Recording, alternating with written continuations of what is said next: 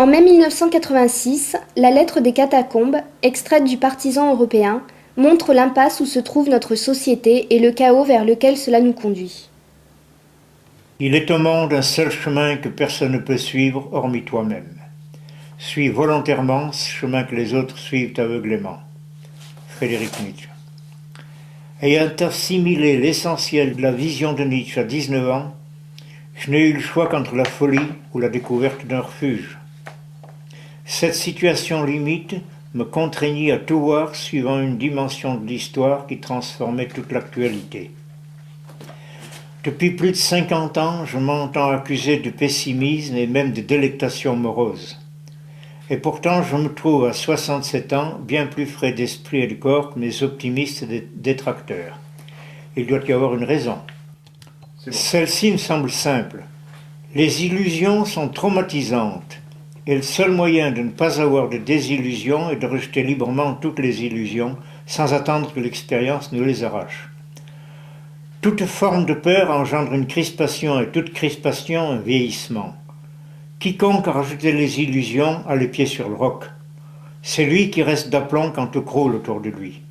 Ni les triomphes de la canaille, ni les graves déséquilibres démographiques mondiaux, ni la diffusion massive en Europe de la répression du melting pot, ni les désastres écologiques ne m'ont entamé parce que je les attendais depuis des décennies.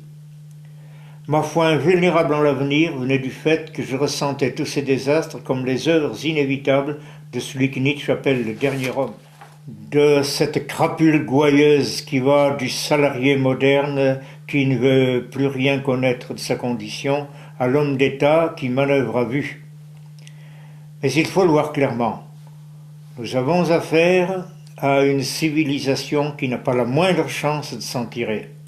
Ce ne sont pas des poètes, ce sont des économistes comme Sico Mansolt, des savants comme le commandant Cousteau qui le voient. À leurs analyses économiques et écologiques, il faut ajouter la perte de la plus importante spécificité humaine, la perte du langage. Il est vraiment cocasse d'écouter les propos des ministres sur ce thème.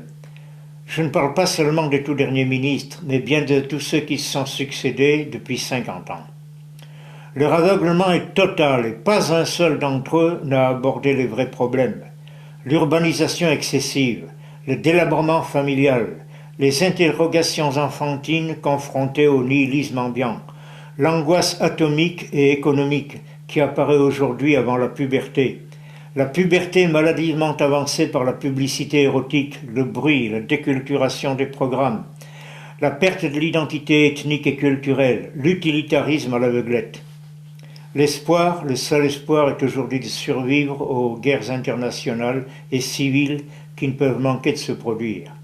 Il y faut une énergie exceptionnelle et de l'habileté, mais il faut surtout être porté par une grande vision. Une froide analyse du présent, si elle n'accrédite pas le surhomme nietzschéen comme une certitude, montre pourtant qu'il est la seule espérance qui ne soit pas absurde. Alors, jeunes amis, aucun faux pas. Sachez porter les masques nécessaires, vous gardez le cœur chaud envers vos frères en espérance et un cœur de glace envers le dernier homme. Réitérant en septembre 1986 sur ce thème, Robert Dain, avec Devenez des missionnaires, rappelle dans le même journal que le salut de l'Europe ne viendra pas d'en haut et qu'il incombe à chaque militant de s'en charger. Il n'est pas le sauveur suprême, ni Dieu, ni César, ni tribun. Cette phrase est de l'International, du champ L'International. La plus dangereuse maladie de l'Européen est sans doute la crédulité, l'obéissance mentale. Tout se passe comme si la démocratie avait annihilé la dignité individuelle et fait de l'électeur un automate qui ne pense qu'en référence à son Lénine, son Hitler ou son président bourgeois blanchi sous le harnais, mouillé dans 100 scandales étouffés et gardien jaloux de toutes les illusions du XIXe siècle. L'Américain est massivement un naïf crétinisé, mais il croit encore à ses droits de citoyen. L'Européen ne croit à rien et surtout pas à lui-même. Il se sait menteur trompé, voleur volé, tricheur triché. Mais toute pourriture est un humus. C'est pourquoi les jeunes ne doivent pas désespérer. Qu'ils n'attendent rien des autres, rien des politiciens, rien des patrons, rien des partis, rien des syndicats, rien des universitaires domestiqués. Est-il besoin de le dire? Rien des médias desquels les mensonges mondialement orchestrés savent s'y imprendre l'aspect de la morale, de la protestation, de la contestation. Les jeunes ne doivent jamais perdre de vue que toute prise de position moralisatrice des médias cache une manipulation en vue d'un but inavouable. L'idéologie multiracialiste fait l'objet du plus invraisemblable matraquage, d'un déluge de mensonges historiques, de désinformation, de mensonges scientifiques dignes de ceux qui ont provoqué le scandale de Mitchourine et Lysenko en URSS, des plus grossières falsifications de l'actualité. L'énormité des moyens mis en œuvre pour parvenir à la destruction de l'Europe par le métissage culturel et biologique des Européens et des autres peuples aussi, rend difficile la prise de conscience, car on a du mal à imaginer l'ampleur d'une telle entreprise de mensonges. On la croit impossible, mais tout devient limpide à deux conditions. Premièrement, confronter les constatations personnelles aux chiffres officiels, faire ses propres statistiques par pourcentage dans la rue, les rubriques judiciaires, les tribunaux, les salles d'attente des hôpitaux, l'énormité de la falsification devient chiffrable. Deuxièmement, voir le but du déluge de mensonges, détruire toute identité ethnique par métissage universel afin de faire de l'humanité un prolétariat déculturé, amorphe, écrasé par la crapulocratie internationale comme la population sicilienne l'est par la mafia. Quand on a compris cela, on a compris tout ce siècle, et on découvre soi-même ce que Zola a appelé l'idole monstrueuse accroupie au fond de son tabernacle. Croyez en vous-même. Apprenez aux autres à croire aussi en eux-mêmes. Le salut ne viendra pas par en haut. Il n'est pas de sauveur suprême, alors devenez des missionnaires.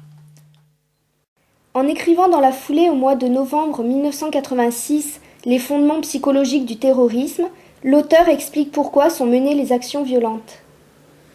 Le concert de condamnations moralisatrices qui monte des milieux des monstres froids de la politique et des médias vendus aux concocteurs du mensonge universel ne peut avoir le moindre effet sur l'amplification des tragédies terroristes. Combien est significatif le fait qu'aucun journaliste de paplard ou de télé ne se livre à une analyse ouverte du phénomène.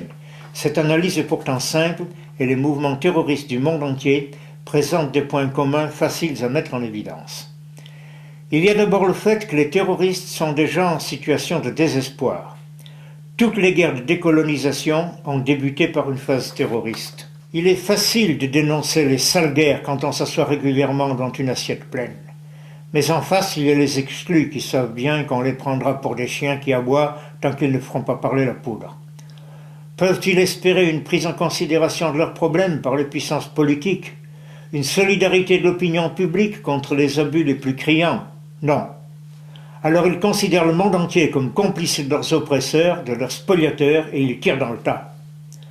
Je ne dis pas qu'ils ont raison, je dis que c'est fatal, et que cette fatalité est créée par la surdité politique et générale aux problèmes les plus brûlants de la planète. La preuve en est que les terroristes preneurs d'otages réclament presque toujours la diffusion de communiqués, ce qui leur est systématiquement refusé. On pourrait pourtant condamner tout aussi vigoureusement le terrorisme et publier les communiqués des terroristes. Mais voilà, partout où explose un désespoir, les professeurs de morale ont une saloperie à cacher. Nous sommes tous menacés par le terrorisme. C'est justement ce qui nous donne le droit d'en parler librement. Nous ne devons jamais perdre de vue que toutes nos idées sur les problèmes partiels ou planétaires sont le fruit d'un mensonge total universellement orchestré. Il ne s'agit pas d'une déformation de quelques vérités, mais d'une inversion de toutes les vérités fondamentales à la situation mondiale actuelle. L'édifice du mensonge universel va s'enflant sans cesse, mais par là même il se fragilise de plus en plus. Et il suffirait parfois d'un communiqué de terroristes pour que l'opinion mondiale stupéfaite découvre tout l'engrenage de perles empoisonnées dans le chapelet de l'information. Je sais fort bien qu'à côté du terrorisme spontané, il y a le terrorisme récupéré et manipulé par les services secrets et les religions fanatiques au pouvoir dans certains États. Mais récupération et manipulation ne sont possibles que parce que la potentialité terroriste existe. Et les nations musulmanes extrémistes ne peuvent que capituler sans condition devant l'araignée capitaliste et américaine ou se battre comme elles le font clandestinement. Parmi les causes du désespoir, il y a aussi la perte de l'identité. Rien d'étonnant à ce que les régionalismes figurent parmi les terrorismes plus virulents. Les régionalismes sont un refuge contre un gigantisme politique et économique dans lequel un homme est spolié de sa part de décision politique. Un électeur peut agir sur le maire d'un village, mais dans une commune d'1 million d'habitants, plus personne ne croit à son bulletin de vote.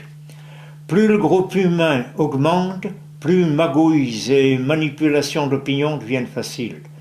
En outre, le régionalisme représente un refuge contre la négation de la personnalité ethnique et la culture médiatisée, autrement dit contre le chaos multiracialiste et la déculturation. L'URSS n'a pas de problème régionaliste, parce que les personnalités provinciales y ont toujours été respectées, même là où des conflits politiques ont donné lieu à de véritables boucheries comme en Ukraine ou dans les pays baltes. Une des raisons profondes de la relative paix intérieure que connaissent les peuples du RSS tient au fait qu'ils ne se sentent pas contestés et attaqués dans leur identité ethnique et culturelle, ce qui ne signifie nullement que le paradis terrestre est de ce côté. Le terrorisme est aussi largement une conséquence du chaos multiracial. La perte d'identité liée au fondement biologique de la personne crée des réflexes de refuge dans la secte qui offre une identité de remplacement et un milieu humain plus précis. Car les grands ensembles humains, humanité, nation, sont sans chaleur, trop vastes pour être perçus. La chaleur n'apparaît qu'avec la région, la spécificité d'un paysage, d'un accent, d'un type humain. Les fous dangereux de la fraternité universelle, manipulés par des criminels ultra-lucides et qui savent parfaitement là où ils nous entraînent, préparent à l'Europe multiraciale un avenir de guerre, de sectes et de terrorisme sans fin. Comme au Moyen-Orient, il faudra peut-être tenir pendant des siècles avant de retrouver une identité qui soit nôtre à travers les ruines du chaos multiracialiste. Alors, jeune Européen, sois dur et tais-toi. L'ensemble des obédiences chrétiennes est ligué contre le paganisme. Tel est le contenu du texte « Les liens profonds de la persécution et du mensonge » rédigé en août 1987. Quelques personnes se sont étonnées de la virulence de mes dénonciations des obédiences chrétiennes. Je me sens donc tenu à quelques précisions. Je rappelle d'abord que ma colère contre le christianisme ne concerne pas les chrétiens. Les églises chrétiennes ayant réussi à étouffer tout ce qui leur est profondément contraire, et réservant leur hypocrite tolérance aux courants parents tels que le judaïsme, l'islam, le bouddhisme, courants qui ne remettent rien de fondamentalement chrétien en question, il en devient inévitable que tous ceux qui cherchent une réponse à des interrogations religieuses ne recevront que des réponses chrétiennes ou apparentées. Ils sont donc innocents de leur choix. Ensuite, je tiens à dire que les persécutions ne viennent pas de temps barbares, mais sont bien actuelles. Depuis la chute du dictateur Duvalier, la terreur sévit en Haïti, dans les milieux vaudous. C'est par centaines que des Hungans, ou prêtres vaudous, des Mambos, ou prêtresses, ou de simples fidèles, ont été arbitrairement arrêtés, torturés, assassinés. Le prêtre catholique Lucien Côté prêche aussi ouvertement qu'inlassablement la persécution et l'assassinat. Une radio baptiste installée en Floride lui fait chorus. Le prétexte est politique. On feint de croire à un caractère fasciste du vaudou. La vérité mérite d'être exposée avec précision. Lors d'une tentative de débarquement des Marines américains, deux Mambos que je connais personnellement ameutèrent le peuple et l'entraînèrent à la contre-attaque. Les Marines rembarquèrent le museau en sang. L'oncle Sam sait parfaitement à qui il doit cette humiliation. Le dictateur Papadoc fit ce qu'aurait fait tout gouvernement à sa place. Pour remercier les fidèles vaudous de leur patriotisme, il en fit entrer bon nombre dans les tontons macoutes. Mais ce corps de police compta toujours une majorité de chrétiens et ne fut jamais spécifiquement vaudou. Le fond des choses n'est nullement politique et l'Église catholique ne s'est jamais montrée aussi chatouilleuse envers Franco, Salazar, les militaires argentins, ses complices dans l'élimination de Perón, ni même envers Mussolini. La réalité est que les obédiences chrétiennes utilisent des circonstances politiques pour tenter de détruire une religion païenne.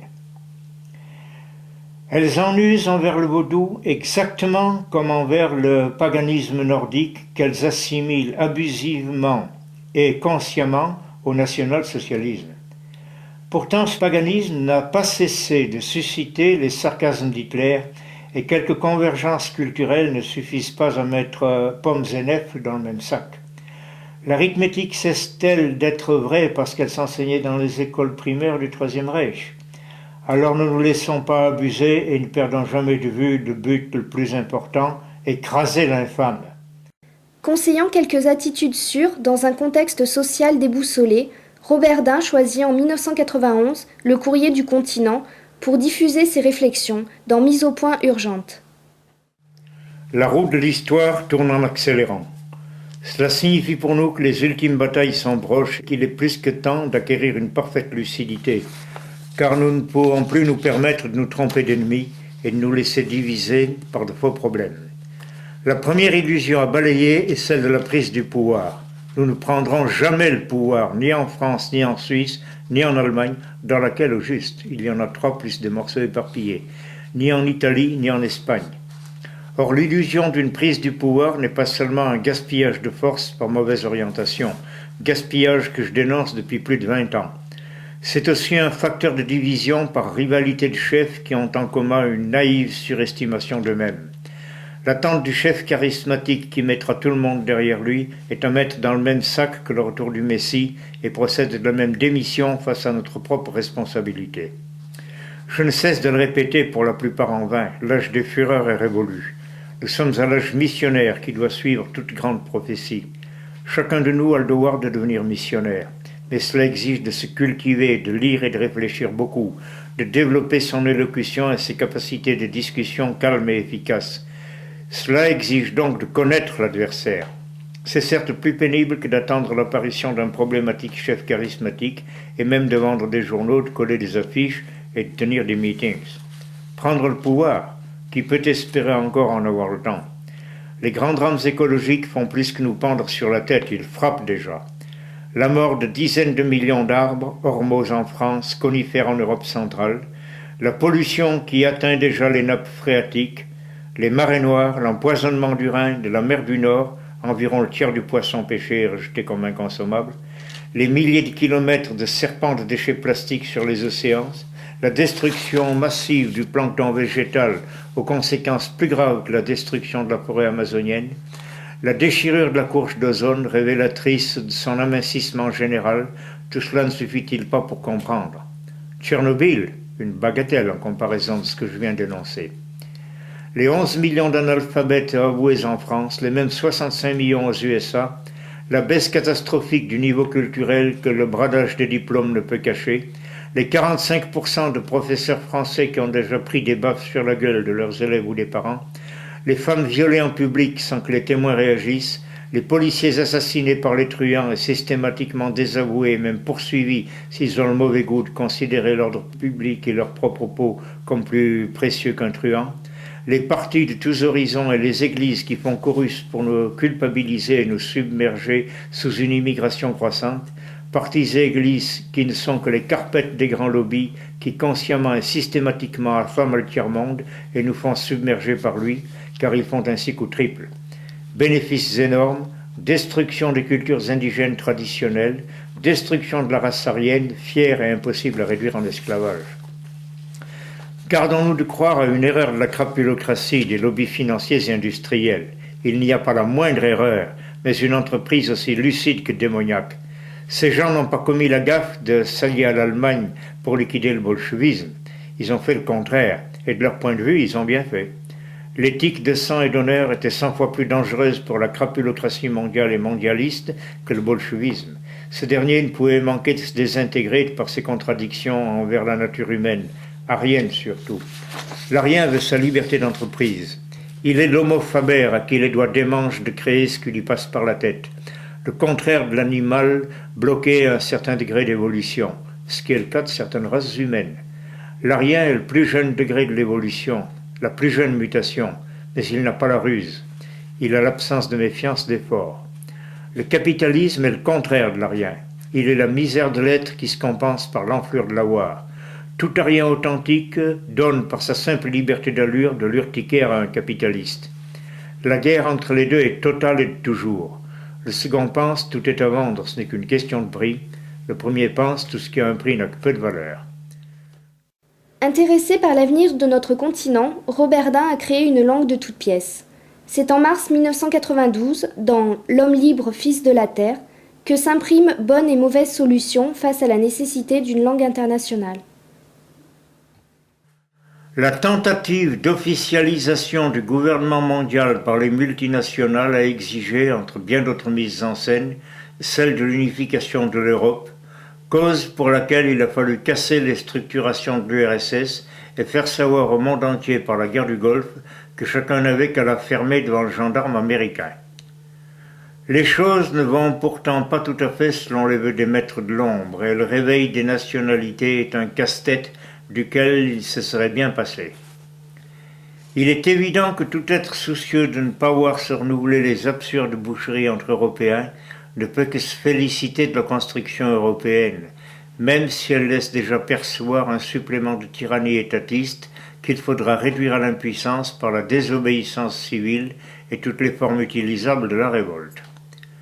La crapulocratie des multinationales étant à dominante judéo-yankee, il fallait bien s'attendre à ce que la valetaille des politicards d'Europe adopte l'anglais comme langue internationale, invoquant comme principal argument son degré de diffusion déjà atteint. Cela peut sans doute satisfaire le niveau de réflexion d'un député, mais non ceux d'un linguiste, d'un psychologue, d'un économiste. En effet, l'anglais est une langue dont l'orthographe est encore plus aberrante que celle du français, ce qui n'est pas peu dire. Brefs exemples. Le son « I » peut s'écrire « I », le pronom « I ». « Y », to try. « I-E », pay. Le son « you » peut s'écrire Y-O-U, pronom you. Un simple U, pupil. U-E, to you. E-W, new, few. O se prononce O dans go, mais ou dans to do, j'en passe. L'anglais reflète des structures mentales et grammaticales qui ne sont pas celles des peuples de langue romane. Il en résulte une disparité de facilité préjudiciable aux Français, aux Italiens, aux Ibériques. La partie saxonne de l'anglais présente une parenté de racines avec l'allemand, le hollandais, le scandinave, qui en rend l'étude extrêmement facile pour les peuples desquels la langue maternelle est une langue germanique. La conséquence inévitable en sera que la proportion de gens dominant l'anglais sera considérablement plus faible au sud qu'au nord et au centre de l'Europe. L'influence économique de cette disparité tombe sous le sens. Américains et Anglais auront les relations commerciales les plus faciles. Les peuples germaniques viendront en seconde position et les latins seront la lanterne rouge. L'économie française, qui connaît déjà de graves problèmes de compétitivité, n'avait pas besoin de ce nouvel handicap. Si on voulait ne prendre qu'une langue déjà existante, il aurait été plus adéquat d'adopter le suédois dont l'orthographe est facile et le système de conjugaison aussi simple que possible. Seul le sujet indique la personne et il n'y a donc qu'une forme du verbe par temps. En outre, personne n'aurait eu à redouter un impérialisme suédois. On peut aussi recourir à l'une de ces langues dites artificielles dont la plus répandue est l'espéranto. En fait, toutes nos langues nationales sont aussi artificielles. Le français fut codifié par la Pléiade, puis par Vaugelas. L'allemand par Luther, sur la base de la langue de cour impériale de Prague. J'ai beaucoup réfléchi à ce problème, étant convaincu qu'il ne se limitait pas à celui de la communication internationale, mais contenait aussi ceux du développement intellectuel et du triomphe sur la décadence culturelle. J'ai exposé dans plusieurs livres et de nombreux articles comment les mots étaient pour la pensée ce que les vases sont pour les liquides. Les mots donnent à la pensée consistance, précision, capacité de mémorisation et de communication. Sans eux, l'esprit végète et dégénère. Le monde contemporain nous offre à cet égard un effrayant tableau. 11 millions d'analphabètes en France, 35 millions aux USA, une chute vertigineuse du vocabulaire, donc des concepts, dans tout le monde civilisé, les argots de banlieue réduits à moins de 200 mots, le quart des langues négrilles les plus pauvres, une crise sans précédent du livre que sur le plan de la pensée, la télévision et le cinéma ne peuvent pas remplacer. Il y a là non la seule cause, mais néanmoins une cause importante du sentiment de solitude, donc du succès des sectes et de la drogue. Quelle perspective offre l'anglais face à ces problèmes? Impuissant à contenir la décadence culturelle sur son propre terrain, il nous laisse entrevoir un sabir international d'une fatale pauvreté. J'ignore si toutes les langues nationales sont condamnées à mort par dégénérescence et révolte inconsciente contre des illogismes et des difficultés inutiles. Mais je crois pouvoir l'affirmer en ce qui concerne le français, l'anglais et l'allemand. Alors que faire? Je me suis penché sur l'espéranto et crois avoir compris pourquoi il piétine depuis plus de 60 ans. Il fut une tentative généreuse. Il est certes plus facile que nos langues nationales, mais il a néanmoins échoué parce qu'il reste trop difficile et insuffisamment logique dans ses filiations de concepts. Il a effectué un mélange à partir de diverses langues sans trouver suffisamment sa veine propre qui en aurait augmenté la facilité. J'ai ressenti la nécessité de trouver les bases d'une révolution de facilité linguistique comparable à la révolution de facilité que fut le système métrique dans le domaine des poids et mesures et des calculs auxquels il donne lieu. C'est dans cet esprit que j'ai jeté les bases de l'Europo. La principale de ces bases est le recours à un symbolisme de lettres préalablement défini. Loin d'être un facteur d'appauvrissement, la facilité permet une richesse et une précision supérieure sans surcharge de la mémoire. Des équivoques comme celle du mot enfant qui peut désigner une classe d'âge ou un lien de parenté, ou du mot droit qui peut signifier rectiligne ou contraire de gauche ou encore contraire d'arbitraire, disparaissent en Europo. Le système de conjugaison n'a qu'une forme partant comme en suédois, et il est unique pour tous les verbes. En outre, il y a identité entre l'infinitif, l'indicatif présent et l'impératif. Les lettres symboliques du présent, du passé et du futur se retrouvent dans les noms et adverbes de temps, alors que dans nos langues nationales, il n'y a pas de racine commune dans les mots temps, présent, passé, futur, pendant, maintenant, autrefois, ultérieurement. En Europo, tout se construit avec la même racine qui signifie temps et avec laquelle on utilise les finales de la conjugaison. On retrouve le même système avec les mots jour, aujourd'hui, hier, demain, semaine, semaine passée, semaine prochaine. À partir des 5 mots temps, jour, semaine, mois, année, on peut en 10 minutes et sans risque d'oubli apprendre tous les mots et expressions concernant le temps. Les disparités de racines entre les noms d'animaux d'une même espèce, tels que cheval, étalon, jument, poulain, mouton, bélier, brebis, agneau, etc., sont également éliminées.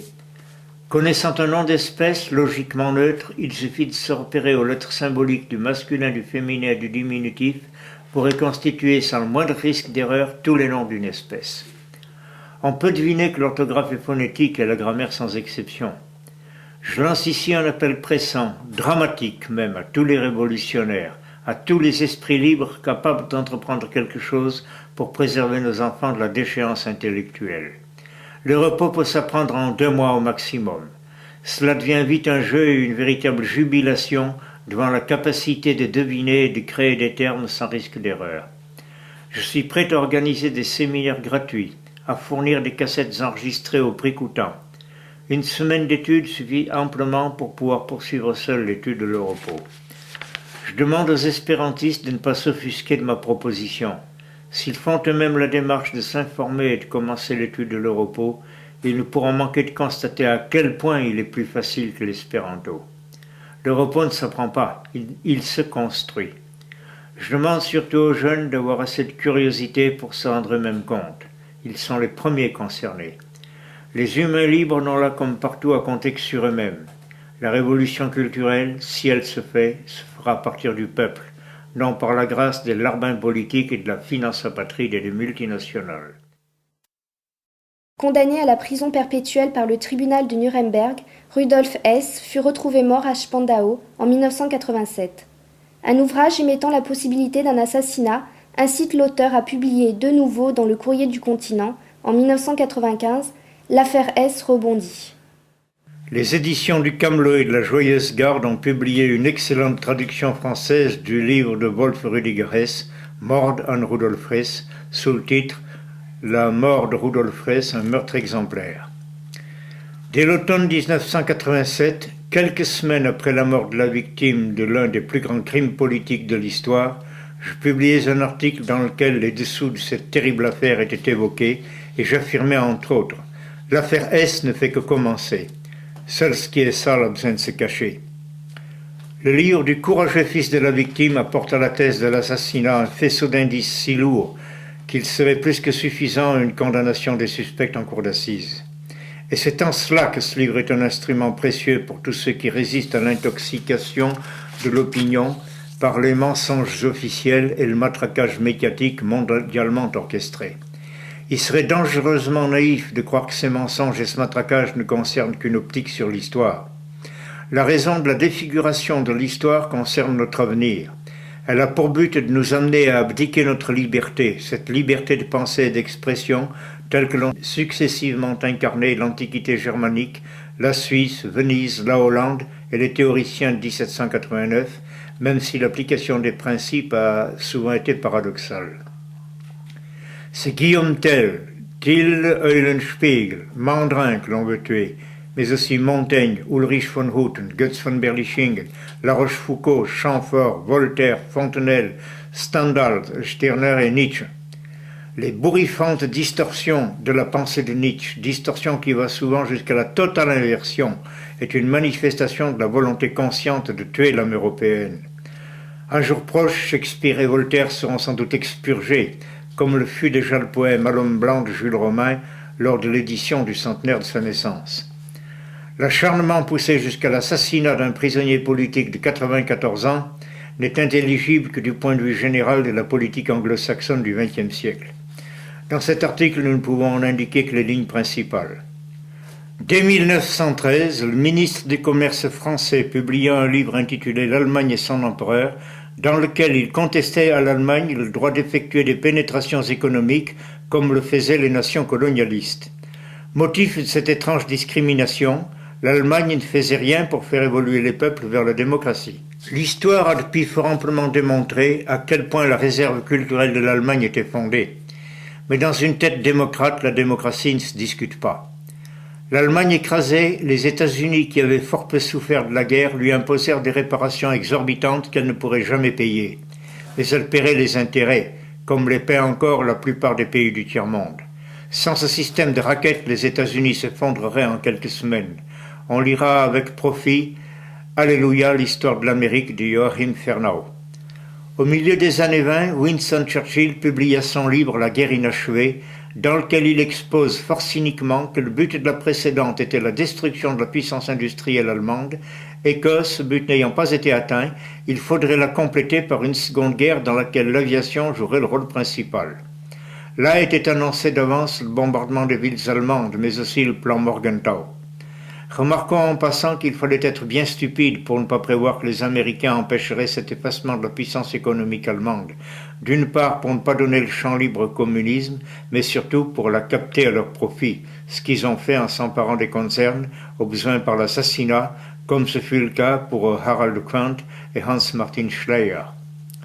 Ce qui précède explique le fait que Winston Churchill laissa passer 18 mois avant de daigner prendre connaissance des propositions de Rudolf Hess. Lorsqu'il s'y décida, avait-il déjà compris l'énormité de sa gaffe qu'il avoua après la guerre avec son cynisme habituel ? Nous nous sommes trompés de cochon. Manière fuyante de dire « je me suis trompé de cochon », car l'opinion publique anglaise était loin d'être unanime, surtout dans le corps politique. Le même Churchill fut assez bouché pour penser pouvoir conserver les Indes après 1945. L'Angleterre perdit non seulement les Indes, mais la totalité de son empire. Quand on prend en compte cette haine bornée du premier britannique, tout devient clair. On sait où fut la volonté de guerre, ainsi que la volonté acharnée de cacher la vérité au sujet de Rudolf Hess. Ce n'est pas seulement l'opinion mondiale qui fait peur aux dirigeants anglais, c'est surtout les réactions de l'opinion britannique si le peuple découvrait quel rôle de cocu superbe ont joué les Anglais pour la grande gloire des USA et de l'URSS. Pour que le secret soit gardé, il fallait que Rudolf Hess croupisse 46 ans en prison et qu'il y soit finalement assassiné. Mais pourquoi l'URSS a-t-elle accepté de porter le chapeau pour le refus de sa libération ? L'URSS avait un effroyable crime à camoufler, l'assassinat d'environ 15 000 officiers polonais, alors qu'après la fin de la campagne de Pologne, les Allemands offrirent aux officiers polonais l'entrée à grade égal dans la Wehrmacht. La vérité sur Katyn était connue de tous les jeunes gens ayant au moins 20 ans en 1945. Lors de leur macabre découverte, les Allemands demandèrent avec insistance la venue d'une commission d'enquête de la Croix-Rouge. le degré de décomposition des cadavres ne pouvant laisser aucun doute sur les auteurs du massacre. Cette commission leur fut obstinément refusée, ce qui indique la préméditation d'accuser les Allemands. Tous les comédiens du procès-farce de Nuremberg connaissaient la vérité, ainsi que tous les politiciens du monde. Une révélation de la vérité aurait gravement nui aux intérêts de l'URSS, d'où l'échange de bons services. Tu refuses la libération de Hesse et je la boucle sur Katyn. Lors du virage pris par Gorbatchev, celui-ci avoua le crime soviétique de Katyn.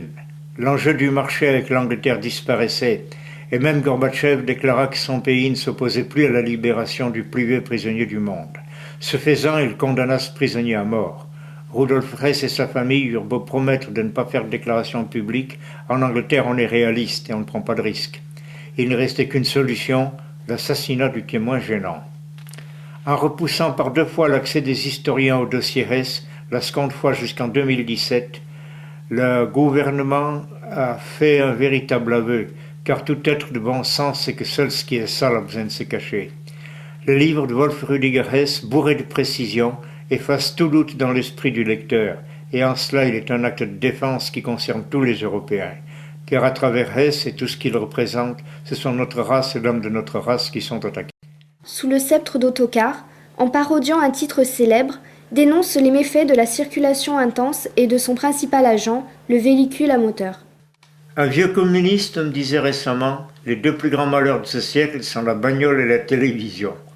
Je ne risque pas de le contredire, car j'en suis moi-même depuis longtemps convaincu. J'entends déjà l'objection imbécile. Tu as usé toi-même 24 voitures, alors de quel droit tu les critiques? C'est justement un des points forts de ma critique. Ma rogne contre la bagnole vient du fait qu'on ne peut plus s'en passer. Donc c'est elle qui nous domine, et non plus nous qui la dominons. Saint-Loume disait à l'automne 1968, alors que le feu couvait encore sous la cendre, « Le système est plus solide que tu crois. » Il a inventé un jouet fascinant duquel les gens ne sont pas prêts de se lasser. La bagnole est capable de drainer encore longtemps toutes les aspirations. Bien à contre-cœur, je ne pus m'empêcher de lui donner raison, et les 30 années écoulées depuis n'ont cessé de confirmer cet engouement qui ne s'explique pas seulement par l'utilité. Je répète depuis des décennies que la misère de l'être tente de se compenser par la pléthore de l'avoir. La voiture est plus qu'un costume de luxe. Elle coûte moins cher qu'une maison ou un appartement et se prête en tout lieu à un étalage vaniteux. Elle est depuis près de 50 ans un signe de richesse exigé dans le monde du commerce et du travail. Le même employeur qui tenait des discours réprobateurs sur les ouvriers qui veulent vivre au-dessus de leurs moyens n'embauchait que des représentants munis de voitures personnelles, et la voiture de luxe, la Mercedes notamment, était un atout puissant pour un vendeur, alors qu'on écoutait à peine le représentant débarquant de sa 2 chevaux ou de sa 4 chevaux Renault. J'en parle d'expérience. Mais outre ce côté de vanité, l'explosion du marché automobile fut surtout favorisée par l'industrie automobile elle-même et celle du pétrole, et ceci bien avant l'impact publicitaire de la télévision. Le transport routier bénéficia de mesures et encore plus d'absence de mesures contre les canaux et les chemins de fer. On élargit à grands frais les routes, abattit des dizaines de milliers d'arbres, ces derniers ayant la mauvaise habitude de se jeter contre les voitures, alors qu'il aurait été considérablement meilleur marché de faire des quais d'embarquement de camions sur des wagons plateaux, qu'on aurait ainsi soulagé le trafic routier et évité des milliers d'accidents. En ville, le trafic automobile devint un cauchemar pour l'enfance, l'insouciance étant pour cette dernière indispensable à un bon développement corporel, affectif et intellectuel. En 1958, lors d'une réunion de parents d'élèves, je tentais d'attirer l'attention sur ce problème. J'évoquais les rues piétonnes déjà apparues en Allemagne, demandais la création de passages souterrains et de passerelles piétonnes. Je n'eus aucun écho, et un personnage important me dit même que j'avais des vues fantastiques. Depuis, il a été 3 fois ministre. Les rues piétonnes se sont répandues en France, ainsi que les passages souterrains et quelques passerelles. Les gens ont pris l'habitude de stagner et de s'intoxiquer durant des heures dans les embouteillages quotidiens dans les grandes villes, fréquents même sur les autoroutes, tandis que la circulation en bicyclette est devenue presque suicidaire et que des milliers d'imbéciles font du jogging en se remplissant les poumons de gaz d'échappement le long des routes ou dans les allées citadines. Un autre facteur important d'explosion du marché automobile a été les sociétés de crédit. Acharnées comme des teignes, elles ont entraîné des centaines de milliers de jeunes ménages dans le surendettement. On se serre la ceinture s'il le faut, On fait un gosse pour les primes et allocations, mais on aura sa bagnole. Pour ne pas contrarier le marché, on a donné des permis de conduire à des milliers de gens à vocation d'écraseurs. Puis on a créé la voiturette sans permis, très dangereuse non seulement par l'incompétence des conducteurs, mais aussi à cause des différences de vitesse, desquelles on s'aperçoit parfois trop tard. L'aboutissement de cet engrenage de myopie volontaire, un marché saturé qui, par ses innombrables tenants et aboutissants, est le premier facteur de la crise mondiale. Une atmosphère empoisonnée, des milliers de familles surendettées et sans emploi, des jeunes banlieusards voleurs et incendiaires de voitures, des guerres ignobles comme celle du Golfe, des millions d'épaves qu'on ne sait plus où entreposer, des routes très dangereuses parce qu'autorisées à des poids lourds de dimensions trop grandes pour la largeur de la chaussée et le rayon des virages. La moyenne corniche en est un exemple et par deux fois j'y ai frôlé l'accident inévitablement mortel. Ne venez pas invoquer la fatalité, messieurs les décideurs. La fatalité, c'est vous, c'est votre corruption, votre vénalité qui l'ont faite. Mais bien sûr, on n'arrête pas le progrès, et il faut vivre avec son temps. Au fait, vivre ou crever. Hors du temps et de la presse, juché sur des sommets que les médias ne pourront jamais salir, le raisonnement lucide est le symbole de la liberté. Faisant acte d'éternité, la portée culturelle et le rôle éducateur des mythes, légendes et contes résonnera longtemps après que nous ne soyons plus. La désaffection envers les mythes, légendes et contes n'est pas un phénomène isolé. Elle s'inscrit dans un ensemble d'épaississement de la barrière entre le conscient et l'inconscient. Nous pouvons constater en parallèle l'incapacité de se souvenir de leurs rêves chez la plupart de nos contemporains, alors que cette faculté était intacte chez presque tous il y a seulement 50 ans. Parallèle également une plus grande coupure entre adultes et enfants, les premiers comprenant de moins en moins les seconds, et tentant vainement d'éliminer les problèmes entre générations par la permissivité et les gâteries. Tout cela fait la fortune des psychanalystes et des charlatans des sectes, fortune qui n'absorbe pourtant à peu près rien des centaines de millions de situations pathologiques dans le monde contemporain. De bons esprits viendront nous dire que l'âge de la pensée mythologique et magique est dépassé, que la roue de l'histoire ne tourne pas à l'envers. Nous ne lui demandons pas de tourner à l'envers, mais seulement de continuer à tourner, ce qui suffira pour retourner aux sources, à accomplir étymologiquement une révolution qui sera culturelle dans le domaine qui nous occupe. Il est significatif de constater que ceux qui invoquent le plus la roue de l'histoire sont justement ceux qui croient à l'arrêt de cette roue à un point final de sa course. Parousie religieuse ou âge d'or terrestre dans l'abondance pour tous et la fraternité universelle. Mais les mythes, légendes et contes sont plus réalistes. Ils nous plantent devant les drames concrets de la vie. Podane est confronté à l'imminence de l'inceste paternel. Cendrillon vit tous les jours son épuisant destin de souillon. Le petit poussé Jack du haricot magique risque de mourir de faim et de se faire dévorer par l'ogre. Les épouses de Barbe Bleue sont égorgées par un sadique. La belle au bois dormant est privée de la lumière du jour. Blanche-Neige est menacée de mort par la jalousie féminine. Il suffit de lire les journaux pour constater combien ces choses sont banales. La psychanalyse et les mythes, légendes et contes. Le divorce avec soi-même, la recherche désespérée d'une identité sont pour beaucoup dans de nombreuses vocations d'archéologues et dans la ruée vers les sectes, orientales de préférence. Il est triste de voir avec quelle naïveté des esprits par ailleurs capables de fines analyses et de refus des distorsions et carences de notre société tombent dans les pièges des charlatans orientalistes. En y regardant de près, on découvre chez ces charlatans qu'une incommensurable impudence et le mépris de l'Européen. Qu'un oriental enseigne que nous sommes le produit de nos aliments, vérité seulement partielle, qui élimine le rôle structurateur de l'esprit, qui est connu depuis toujours, qu'il nous explique en un français à peine intelligible que nous devons manger notre riz complet parce qu'il n'a pas assez d'imagination et d'information pour savoir que le riz n'est pas la base de notre nourriture, et voilà qui suffira pour que dans un auditoire d'une centaine de personnes, 50 se mettent à macrobiotiser allègrement. La marchandise culturelle orientale a beau être des plus médiocres, elle se vend parce qu'elle débarque sur un marché vide. Bruno Bettelheim a bien tenté de nous montrer le rôle formateur indispensable de nos contes européens. Il nous répète d'un bout à l'autre de son livre que grâce aux contes, l'enfant résoudra ses conflits psychiques. Mais nous restons sur notre faim parce que ces analyses sont trop vagues. Il faut d'abord éliminer un postulat inexprimé chez la plupart des psychanalystes, celui du tout psychologique.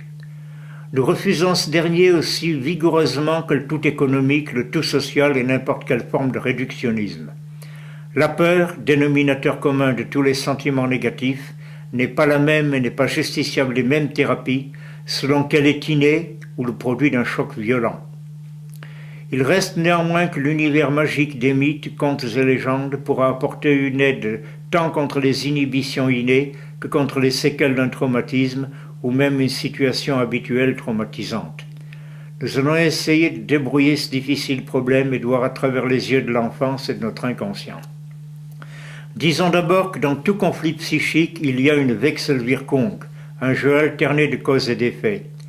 Par exemple, une agression implante une peur qui attire d'autres agressions qui augmentent la peur, etc. Nature des mythes, légendes et contes et de leurs archétypes. Il en est du merveilleux conté comme des danses, costumes et rites de fêtes populaires. Ces choses sont tombées au niveau du spectacle pour yeux et oreilles incompréhensifs. Nous les trouvons divertissantes. Si nous les comprenions, nous les ressentirions comme tragiques, selon leur vraie dimension. Dans notre monde, que le moindre sérieux met mal à l'aise, il faut préciser que tragique n'est pas synonyme de triste. On ne fera jamais assez sentir à quel point Walt Disney a massacré nos contes. Le rire, la peur, l'ingénuité, tout y sonne faux, tout est caricaturé. Le trait caricatural est dur, limitatif, mais les images du conte, si splendides ou effrayantes soient-elles, induisent à l'évanescence du rêve. Ce n'est pas par hasard que les grands-mères les racontaient jadis pour endormir les enfants, car c'est dans le rêve du sommeil léger que le conte va jouer son rôle thérapeutique. Les grands-mères d'autrefois n'avaient pas besoin de ma littérature. Elles pensaient simplement « il faut que le petit dorme ». Et cette simple phrase contenait en connaissance immédiate plus que ce que nous tentons d'expliquer. Nous sommes devenus bavards en même temps qu'ignorants. Si nous cherchons un dénominateur commun aux personnages des mythes, légendes et contes, nous le trouverons facilement. Le courage. Héraclès, Thésée, Siegfried, Parsifal, Arthur sont courageux. Mais le petit poucet, le Jack du haricot magique, Podane, Cendrillon, le cordonnier qui rosse le diable, le vaillant petit tailleur qui fait les géants se tuer entre eux, le petit chaperon rouge qui va au-devant des joies de la vie où l'on rencontre le loup, sont également courageux. Ce courage n'est pas voulu, il est souvent exigé par le destin. Héraclès est en butte à la haine d'Héra. Siegfried et Parsifal sont orphelins de père, premiers enfants de la veuve. Arthur est de conception impure et emporte le fardeau. Jack est le troisième fils du meunier. Dans le Chaboté sont aussi des orphelins démunis. Podane et Blanche-Neige ont perdu leur mère. Le petit poucet est menacé de mourir de faim. À travers ces conditions orphelines, l'enfant aura son premier contact avec la mort, sa première interrogation sur celle-ci. La mort existe et il va falloir apprendre à vivre quand même. Avant de poursuivre plus loin notre examen des contes et d'en suivre de près quelques-uns, nous voulons établir la distinction entre mythes, légendes et contes. Disons d'abord qu'ils ont en commun d'être plastiques. Tout le Moyen-Âge a vécu d'un bagage culturel connu d'avance du public et à partir duquel conteurs de foires, musiciens et troubadours se livraient à des variantes sur un thème, lesquelles contenaient souvent des allusions à des situations et personnages politiques que tout le monde reconnaissait sans effort. Entre ces trois composantes d'un patrimoine culturel, il y a pourtant des différences. Le mythe a la plus grande ampleur. Il peut exprimer un ordre cosmique, un destin du peuple, parfois un changement d'idéal et un tournant de l'histoire. Les fondateurs de religion et les grands révolutionnaires ne réussissent que dans la mesure où ils sont mythisés, car la mythisation est la pierre de touche de l'adhésion au niveau de l'inconscient. Elle est l'acte d'adaptation à soi-même par lequel un peuple s'empare d'un message et en fait sa chose, son viatique et son drapeau. La légende a un support concret, tours, châteaux, forêts, sources, lacs, fleuves. Parfois le support est historique et la légende dérive d'une saga familiale. Elle est généralement moins magique, plus concrètement possible que le mythe et le conte. Le conte n'est pas un mythe au rabais. La meilleure preuve est qu'il présente la plus grande richesse en archétypes. Archétypes animaux tels que le loup, le renard, l'ours, l'aigle, le cheval, l'âne, le cerf et la biche, la chouette, le crapaud, la grenouille, le serpent, archétypes végétaux tels que divers arbres, la forêt, lieu très fréquent du déroulement des contes. Il faut ajouter les divers types d'eau, eau courante ou dormante, claire ou sombre, marécageuse, légère ou insondable. Enfin, les personnages à parenté humaine, fées, enchanteurs, ondines, ogres et ogresses. Notons que les détenteurs de pouvoirs magiques ne sont pas tout-puissants. Il n'y aura donc jamais fatalité absolue et le héros du conte ne sera jamais ni en parfaite sécurité, ni perdu sans espoir. Cet aspect du conte est extrêmement important pour son rôle d'aide dans les conflits psychiques de l'enfant. Culture et thérapeutique véhiculée par les contes. Suivant l'exemple des contes, soyons concrets. Après les considérations générales que nous avons émises, nous allons examiner quelques contes en particulier. Nous nous attacherons à la forme la plus populaire, Perrault ayant opéré quelques coupures, ayant introduit des conclusions moralisatrices qui n'ont rien à voir avec le rôle du conte. Jack et le haricot magique. Jack rentre à la maison consterné de son insuccès. Il redoute pour lui-même et pour sa mère puisqu'il est déjà l'homme de la maison. Sans un tuteur, le haricot est faible comme un enfant sans père. Pourtant, le haricot de Jack va pousser comme un arbre gigantesque duquel l'enfant gravira les branches pour accéder à ce monde des adultes où l'accueillera l'ogre. Car ce monde des adultes est sans pitié et dévore les faibles. Il faudra se cacher, ruser. La compassion de la femme sauvera l'enfant qui redescendra vers sa mère vainqueur et riche des trésors de l'ogre. Sans le savoir, sans la moindre transposition rationnelle, l'enfant émerveillé par ce conte découvrira que, comme le haricot, il peut devenir un tronc solide et viable sans tuteur, que le monde des adultes est certes dangereux, mais qu'on peut s'y défendre. En situation de détresse, il saura lire dans le regard d'une femme l'aide qu'il peut en espérer. Le petit poucet, encore un drame de la misère. L'enfant résiste aux parents qui veulent l'éloigner d'eux. À la première tentative de ceux-ci, les cailloux blancs du souvenir lui permettront de retrouver le logis, car le cordon ombilical n'est pas coupé. Mais il se fragilise, et les liens auront bientôt l'éphémérité des miettes de pain dévorées par les oiseaux. Voilà le petit poucet et sa sœur perdus dans la forêt la nuit. Au loin, la lumière d'un château. Le refuge sera le piège duquel il faudra sortir par la ruse, arme indispensable tant qu'on n'a pas acquis la force. Là aussi, l'ogre et l'ogresse seront vaincus, et les enfants reviendront au logis familial porteur de sécurité et de richesse, comme le veut la relève des générations. Qui dira combien d'enfants ont acquis sans douter le moins du monde, à travers ce conte duquel il sourit aujourd'hui, l'audace irrationnelle, la confiance en soi nécessaire à tout succès. La belle au bois dormant.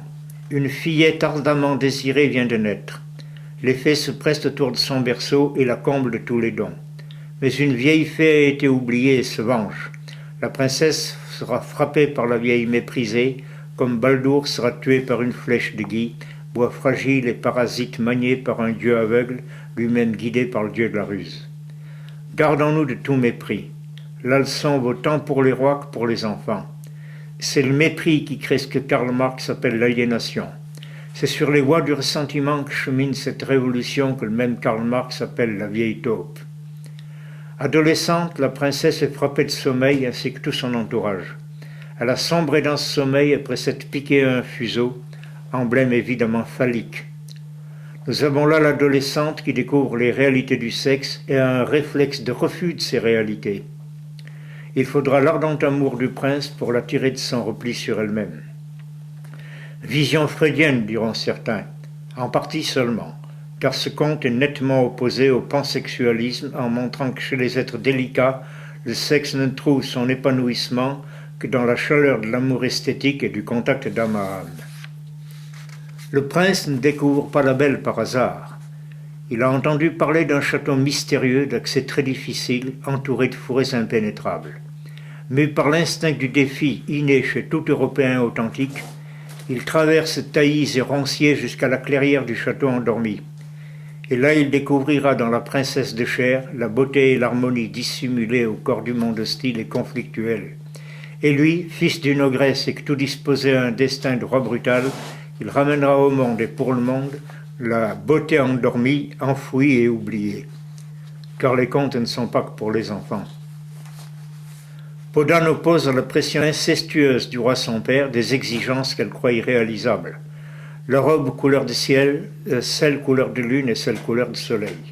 Comme elle les obtient, elle y ajoute la peau de l'âne au crottin d'or. Qui pourrait bien être cet animal, sinon le peuple dont la sueur se convertit en or dans les caisses royales? Mais lui aussi sera sacrifié. Rien de surprenant. Combien de rois ont-ils ruiné leur état pour une maîtresse? La chair est forte. Telle est la première leçon du conte. La princesse choisit la déchéance apparente et la fuite plutôt que le viol de son corps et de son âme. Sa marraine, la fée, fait suivre son coffre contenant les vêtements merveilleux par une trajectoire souterraine invisible. Quand elle est seule, la fugitive se rhabille en princesse et se contemple. Son moi profond ne s'est pas laissé dominer par l'horreur de sa condition sociale et elle est restée pleinement consciente d'elle-même. Pour elle, comme pour la Belle au bois dormant et Cendrillon, le prince sauveur viendra. Les dénouements heureux nous font sourire et nous nous croyons réalistes. Mais n'est-ce pas parce que nous sommes devenus des êtres de facile compromission? Parce que nous avons perdu le culte de la noblesse et de l'énergie? Parce que nous sommes devenus incapables de prendre le destin à la gueule comme le fit Beethoven sourd? Il y a un réalisme héroïque. Podane nous le murmure et la 9e symphonie en atteste. Les musiciens de Brême. Ce conte a une portée plus sociopolitique que psychologique. Il mérite d'être évoqué comme typique de sa catégorie. Il prit naissance à la fin du XIIe siècle. L'Europe est ruinée par la guerre des Guelfes et des Gibelins et les folies des croisades. Pendant 26 ans, il n'y aura pas d'empereur. Contre les chevaliers brigands naissent la Hanse, sa flotte et son armée. Le tribunal de la Sainte-Vême et le conte des musiciens de Brême. Le coq, le chien, le chat et l'âne vont à la foire et doivent passer en forêt devant la maison des brigands. Le chien grimpe sur le dos de l'âne, le chat sur celui du chien, le coq vole se percher sur le chat et tous ensemble se mettent à braire, aboyer, miauler et chanter. Les brigands effrayés par le vacarme de cette bête à 4 têtes se sauvent et les animaux peuvent continuer en paix leur chemin. L'âne est l'animal des meuniers, le chien celui des bergers, le coq celui des éleveurs de volailles et le chat celui du bourgeois des villes portuaires, alors infesté de rats. Ces animaux représentent tous les corps de métier importants de cette région. Le message du conte est clair, l'union des travailleurs pourra vaincre le brigandage seigneurial. Le petit chaperon rouge. Ce conte a été sans doute le plus censuré et le plus trituré de tous, car il en existe plusieurs versions quant à l'issue. Perrault l'arrête à la fillette dévorée. La version anglaise fait intervenir un chasseur qui tue le loup juste avant l'instant fatal. La transmission populaire, sans doute la plus fiable, fait venir les parents qui ouvrent le ventre du loup pendant son lourd sommeil, en retirent la fillette et la grand-mère et le bourre de pierre avant de le recoudre. Cette dernière version est identique à la fin du conte de la chèvre et des biquets, ce qui révèle une certaine force du thème dans l'inconscient collectif. Enfant mignon et hardi, le petit chaperon rouge passe outre aux recommandations maternelles et s'attarde en forêt à cueillir fleurs et baies en plein domaine du loup. Le loup incarne tous les dangers qui peuvent menacer une fille sur les chemins de la vie. Il incarne aussi la mort qui avale vieux et jeunes.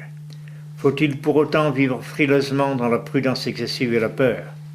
Le petit chaperon rouge nous dit que non, puisque de toute façon, nous ne restons pas longtemps prisonniers dans le ventre de la mort. Arrêtons là notre littérature, il y aura encore des pages et des pages à écrire, mais est-ce souhaitable? J'ai voulu seulement soulever un coin du rideau pour faire entrevoir aux adultes responsables l'irremplaçable nécessité des contes. Traitons les enfants en enfants, sinon à 20 ans ils refuseront d'être adultes et feront d'interminables crises d'infantilisme pathologique. Et sachons-nous conserver un peu des facultés d'émerveillement de l'enfance, cela nous aidera à ressentir la vie comme plus riche et plus belle. Dans les écrits de Roberdin, certains thèmes dominent. Quiconque a rejeté les illusions a les pieds sur le roc quand tout croule autour de lui. La plus dangereuse maladie de l'Européen est la crédulité. L'Europe est gouvernée par des criminels devenus fous. Les églises chrétiennes détruisent tous les paganismes en réservant leur tolérance pour les religions monothéistes. La suppression de la sélection naturelle est préjudiciable à toute société. La défiguration de l'histoire concerne notre avenir. Elle vise à nous faire abdiquer la liberté de penser. La révolution linguistique que propose l'Europo est comparable à la révolution du système métrique. La voiture se prête en tout lieu à un étalage vaniteux. Si vous souhaitez vous tenir au courant des parutions de Roberdin, vous pouvez écrire à ACE, boîte postale 31, 42 009, Saint-Étienne, CEDEX 2.